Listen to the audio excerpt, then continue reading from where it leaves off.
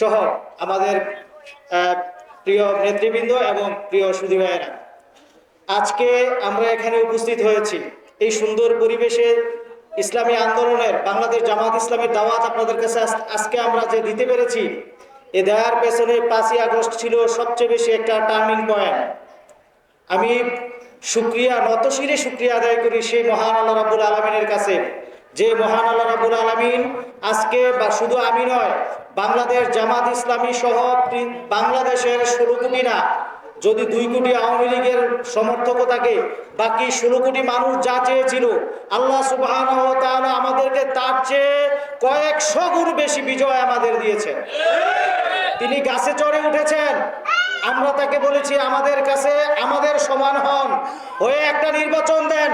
আমরা এবং আপনারা আসেন জনগণের কাছে, একটা সুষ্ঠু নির্বাচনের মাধ্যমে আপনি হোক আর আমরা হই আর বিএনপি হোক আর যেই হোক ক্ষমতায় যাবে। কিন্তু লক্ষ্য করেছেন আমাদের চাওয়াটা ছিল কম। আল্লাহ সুবহানাহু ওয়া তাআলা আমাদেরকে কি দিয়েছেন? তাকে সেই গাছ থেকে আমাদের এখানে নেমে আসতে বলেছিলাম, কিন্তু তিনি সহজে নেমে আসেন নাই। না নেমে তিনি যা করেছেন, আল্লাহ তাকে এমনভাবে ধাক্কা দিয়েছেন, এই ধাক্কার কারণে তার কোনো অস্তিত্বই আজকে বাংলাদেশে নাই। সুতরাং আমার মতো আবেগ যার ভিতরে আছে, সে আমার কাছে মনে হয় এখন থেকে নিয়ে যদি মৃত্যু পর্যন্ত সিজদায় পড়ে থাকি, আল্লাহর সেই মহিমা, সেই প্রশংসা শেষ করা যাবে না। আমরা যেটা চাই নাই, আল্লাহ আমাদেরকে আরো বেশি করে দিয়েছে।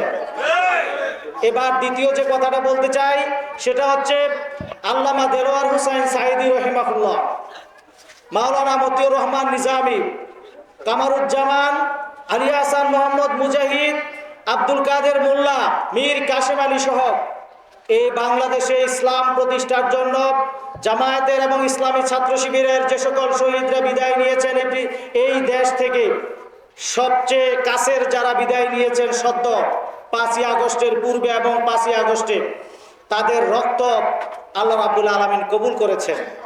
কারণ আপনি যখন কোনো একটা বিল্ডিং করতে যান, এই বিল্ডিং এর মধ্যে আপনি যে ইট ব্যবহার করবেন, তার চেয়ে ভালো মানের ইটগুলোকে আপনি ফাউন্ডেশনে ব্যবহার করতে হয়।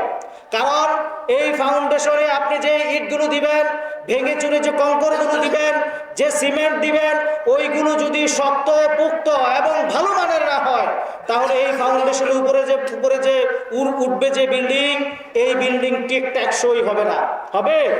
সুতরাং আল্লাহ সুবহানাহু ওয়া তাআলা ইসলামী আন্দোলনের জন্য, ইসলামী রাষ্ট্রকে বিনির্মাণের জন্য যে ফাউন্ডেশন তৈরি করেছেন, সেই ফাউন্ডেশনের জন্য আমার মতো এই নাখান্দা একজন ব্যক্তির রক্তকে আল্লাহ কবুল করেন নাই।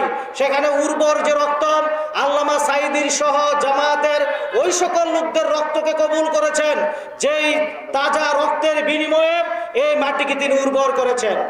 আজকে আমাদের দায়িত্ব বেড়ে গেছে।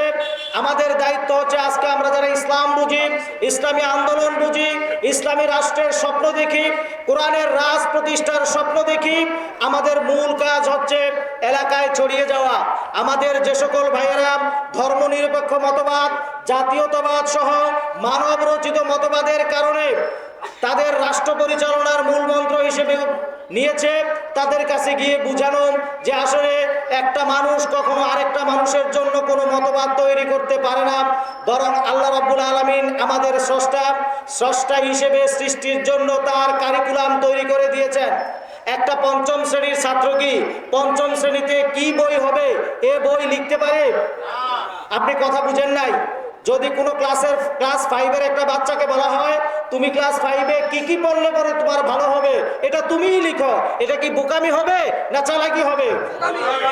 আল্লাহ রাব্বুল আলামিন মানুষকে সৃষ্টি করেছেন ওয়ামা উতিতুম মিনাল ইলমি ইল্লা কলিলা, বলা হয়েছে মানুষকে আমি সামান্যতম জ্ঞান দিয়েছি। এই সামান্যতম জ্ঞানের মাধ্যমে মানুষ পৃথিবীর অনেক কিছু আবিষ্কার করতে পারে, কিন্তু মানুষের জন্য চলার জন্য যে উত্তম পদ্ধতি, উত্তম জীবন পদ্ধতি প্রয়োজন, সেই প্রয়োজন মানুষ কখনোই পূরণ করতে পারে না। কারণ মানুষের কোথায় দুর্বলতা, কোথায় মানুষের সবলতা, এটা জানেন একমাত্র তিনি, যিনি মানুষকে সৃষ্টি করেছেন। আর তিনি শুধু মানুষকে সৃষ্টি করেন নাই, মানুষকে চলার জন্য পথ দেখিয়ে দিয়েছেন। আজকে দেশের মানুষেরা, আমরা যারা মুসলিম আছি, সাধারণ মুসলমানের কাছে আমরা এই দাওয়াত পৌঁছাতে পারি নাই, এটা আমাদের ব্যর্থতা। আসুন আজকের এই সমাবেশ থেকে আমরা সিদ্ধান্ত নেই, আমি আমার প্রতিবেশী, আমার পরিবেশী, আমার গ্রামের মানুষ, আমার সমাজ, আমার ইউনিয়নের মানুষের কাছে ইসলামের সুমহান আদর্শ তুলে ধরব। যে রাসূল সাল্লাল্লাহু আলাইহি ওয়াসাল্লামকে এই পৃথিবীতে প্রেরণ করার মূল যে উদ্দেশ্য ছিল, হুয়াল্লাযী আরসালা রাসূলাহু বিল হুদা ওয়া দীনিল হক লিইয়ুযহিরাহু আলাদ দীনি কুল্লি।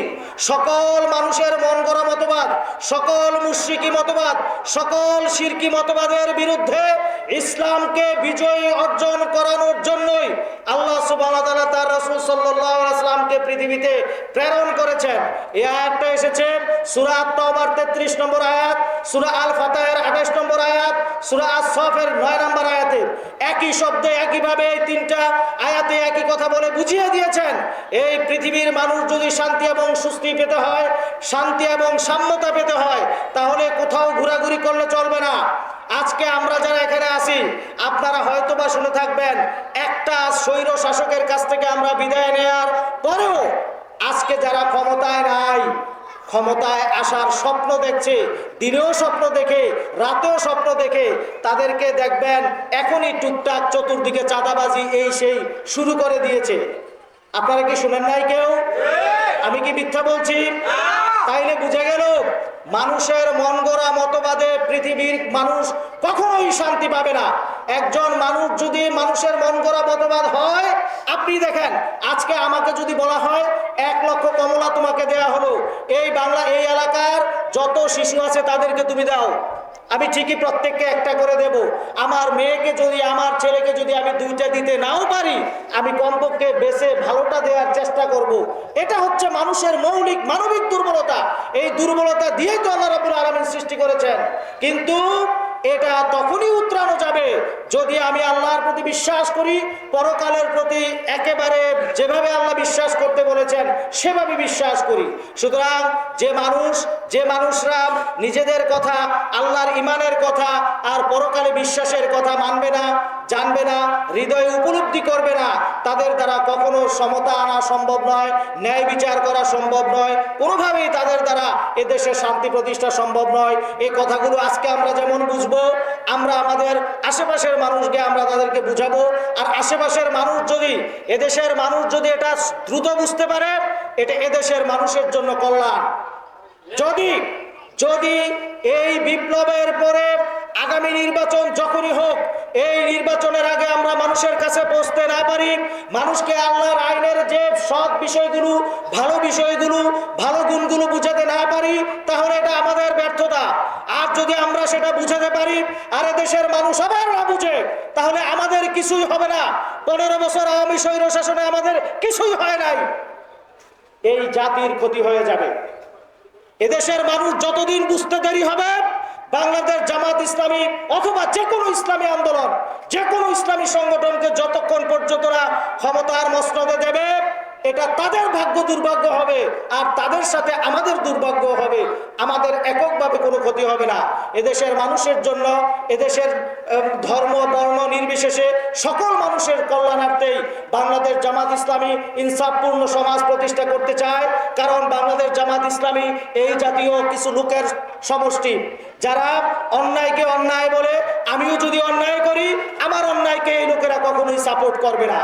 আমাদের আজকে আমির সাহেব আছেন, আল্লাহ না করুন যদি উনিও কোনো অন্যায় কাজের সাথে জড়িত হন, আমি একজন ছোট্ট কর্মী হিসেবে আমি তার বিরোধিতা করব এবং তাকে তার এই ইমারতের পথ থেকে সরাতে আমি চেষ্টা করব। এটাই হচ্ছে আমাদের ইনসাফ। এই ইনসাফ তখনই প্রতিষ্ঠিত হতে পারে যখন মানুষ আল্লাহর প্রতি বিশ্বাস, আস্থা এবং বিশ্বাস রাখতে পারে। আর যদি কিয়ামতের প্রতি, পরকালের প্রতি বিশ্বাস থাকে, আল্লাহর সন্তুষ্টি অর্জন যদি হয় মূল উদ্দেশ্য, তাহলে মানুষের সন্তুষ্টিতে কিছুই যায় আসে না। তাই আসুন সব ভেদাভেদ ভুলে মানব রচিত সকল মতবাদকে দূরে ঠেলে আসুন আল্লাহ রাব্বুল আলামিন যে সুন্দর এই পৃথিবী দিয়েছেন, যে সুন্দর এই বিধান দিয়েছেন, সুন্দর পৃথিবীকে সুন্দর বিধান কালামে কারিম, কোরআনে কারিম দিয়ে সাজিয়ে আসুন আমরা শান্তি প্রতিষ্ঠা করি। এদেশের মানুষের যে প্রত্যাশা ছিল, আর যেন এদেশের মানুষকে ধোঁকা খেতে না হয়, আল্লাহ সুবহানাহু ওয়া তাআলা আমাদের সকলকে আমাদের দায়িত্ব পালন করার তৌফিক দান করুন আর এই জাতিকে সঠিক বুঝ দান করুন। এই কথা বলেই আমি আমার কথা শেষ করছি। আসসালামু আলাইকুম ওয়া রাহমাতুল্লাহি ওয়া বারাকাতুহু।